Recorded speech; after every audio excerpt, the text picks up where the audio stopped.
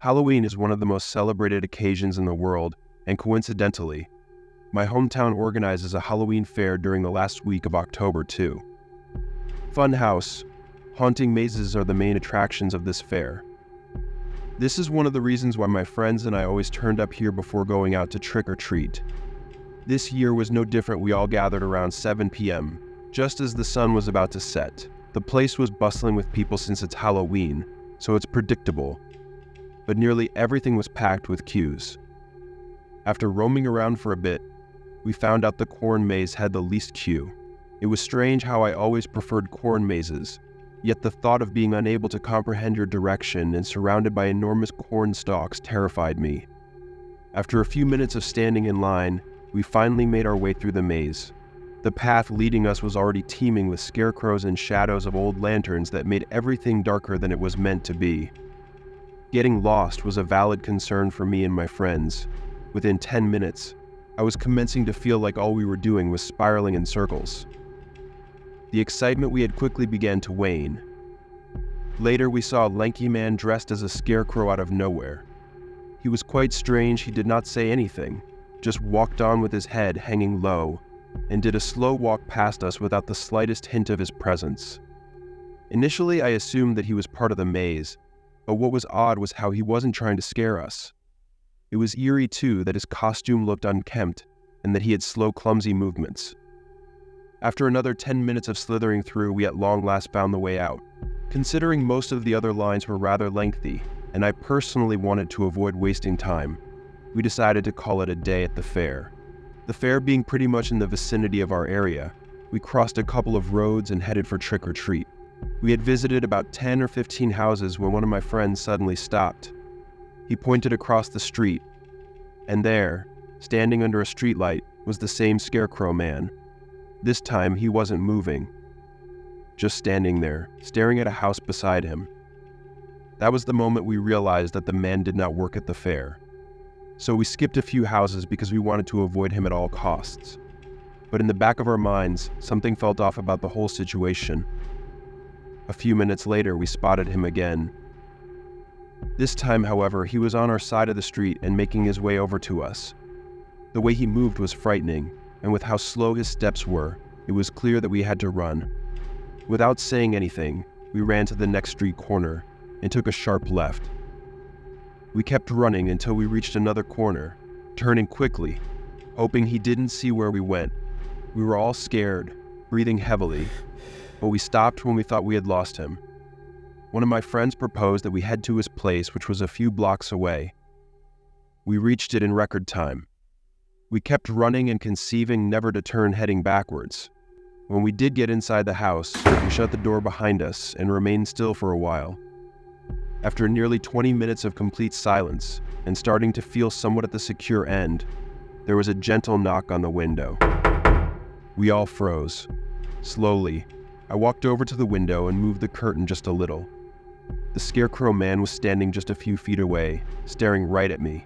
His face was pale, his eyes wide and unblinking, and in his hand he was holding something, either a crowbar or a sickle. I couldn't be sure because I backed away too quickly, my heart pounding in my chest. We called 911 immediately. My friend's hands were shaking as he dialed, and he could barely speak. The police response time could not have taken more than a few minutes, but even it felt like we were there forever.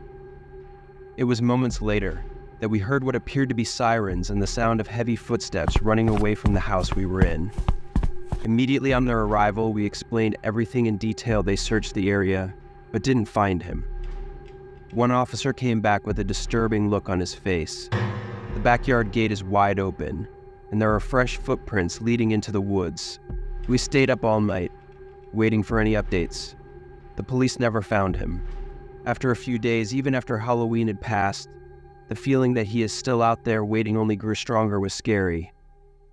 And even worse, one of my friends who was with us that night went missing. They never found him either.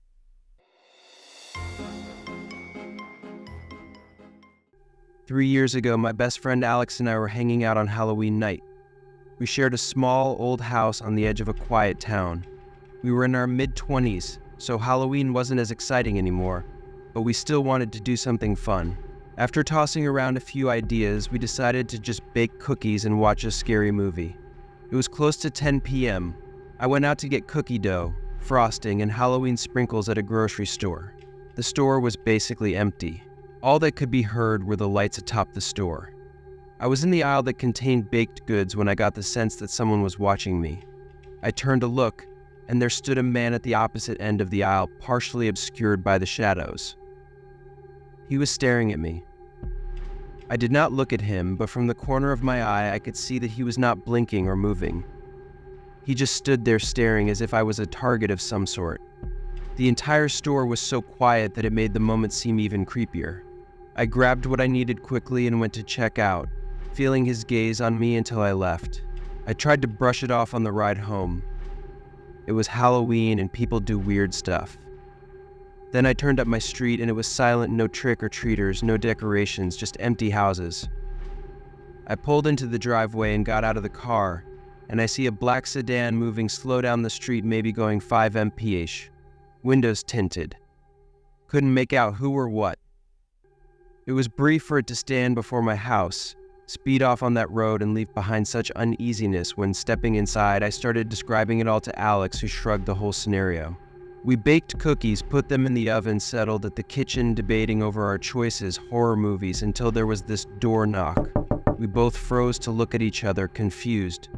No one ever came to our place this late, especially on Halloween. Alex went to check the door and I stayed back, watching him. He looked through the peephole, then opened the door just a crack. He whispered something to whoever was outside, then quickly shut and locked the door. When he came back, Alex looked pale and confused. I asked who he was. He said he is a man with a worn-out, broken plastic mask with nothing to say. The man just stood silently there.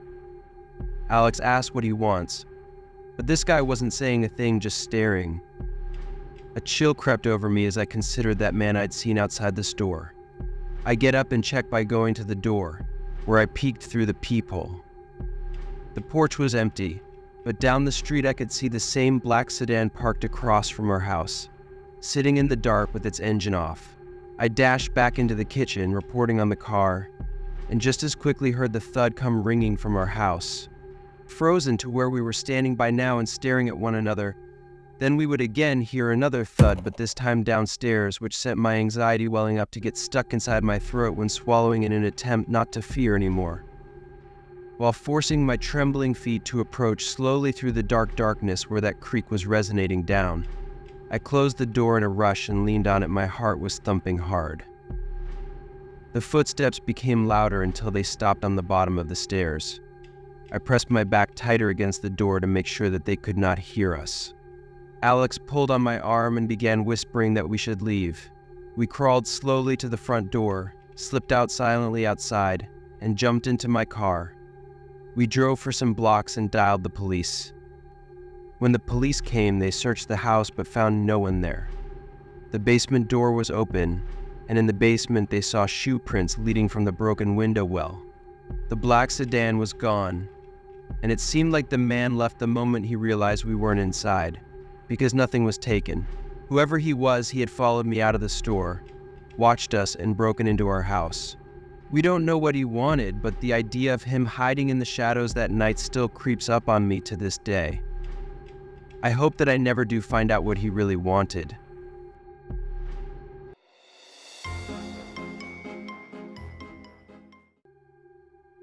I am 29 years old, and this event occurred last Halloween. I live alone in a modest house which is located in a normal neighborhood, without being too suburban or rural, and every Halloween was the same. Kids would come to the house to ask for candy up until around 7 or 8 p.m. And after that, I'd stay up and watch whatever movies were playing on TV. I have never been one for celebrations, so I prefer to just hand out candy and twist on my own. On that day, kids began to arrive at around 3 in the afternoon and kept arriving until about 7 o'clock. There were a few more groups that had come in, but it now appeared that the night was winding down, so I thought I could start my film. I put the candy bowl aside and turned the television on with the hope of watching something quite horrifying. But as I was clearing the web page, a knock was heard from the door. I took the bowl and lifted the lid, expecting another group of children. Instead, there was a man on my porch. Was it just me, or why would a man be standing there with no kids? Just a regular man with no apparent age. My confusion was shocking to him, and I remember mumbling a little as I asked what I can do for him. The man stared at me in silence for a long time, and then turned his head again just a little back to glance at something behind me, which rudely interrupted my thoughts. "Is Sam here?" he said in a low voice. I did not understand and asked who Sam was. However, he did not respond. It was as if he was trying to assist someone who was clearly not in the vicinity. For the second time, I asked, and he finally said it was his son, whose name is Sam, who went missing during the trick-or-treat event. He stared blankly ahead, his voice completely emotionless, and then just walked away without another word. I watched him disappear down the sidewalk, feeling uneasy. Something about him felt off. I contacted the authorities to report the incident, although I had some reservations if it was real or just abnormal behavior, but they said they would be on the lookout. After making that call, I went outside the house one last time, and then tried distracting myself with a horror film that was playing on the television. Though at the time, it seemed like everyone had decided to take a break from trick-or-treating and no one else came to knock on the door. The time must have been around 10 minutes to 11 o'clock, and I was getting ready to go to sleep. An arm reached for the bowl on the table next to the door, and just as the movement occurred, a darkish shadow was seen through the window, which was on the other side of the room. However, it was gone whenever I looked for it. My heartbeat raced as I wondered if someone had been watching me this whole time. Slowly, I went up to the window and looked outside but didn't see anyone. Still feeling the pressure in the air, I moved back and scanned the surroundings. Just then, a loud thud hit the window, creating a huge crack in the glass. I saw a dark figure outside, staring at me for a moment before running towards my backyard. I panicked, seized my mobile, and called 911 again and backed out into the hallway, keeping an eye on the windows.